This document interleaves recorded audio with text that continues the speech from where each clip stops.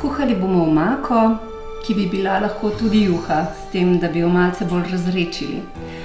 Omaka bo služila omakih pečenki, lahko pa bi bila seveda tudi polivka čez kakšne testenine ali pa kakšno drugo zelenjavo. Tokrat ne bomo začeli s čebulo, pravzaprav jo ne bomo uporabili, kajti tisto začimbo bo dala že gomolna zelena. Dodali pa bomo tudi buče. Uporabili bomo jesensko-zimske buče, ki bodo dale tudi tako nežno barvo. Lahko bi seveda tudi poletne, ampak te ne bi zgostile naše omake, tako kot jo bodo zimske. Za dodatek, za bogatost bomo dodali nariban parmezan oziroma narezan, lahko bi bil tudi v koščkih, saj se bo razpustil v omaki.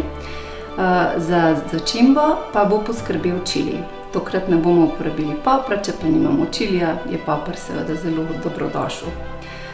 Buče so sladke, tudi zelena ima en tak svoj okus, zato jo bomo v bistvu nekako popravili z limoninim sokom.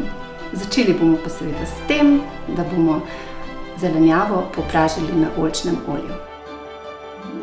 Ko je zelenjava malce spražena, dolijemo toliko vode, da ni popolnoma pokrita, sicer bi bila omaka preredka.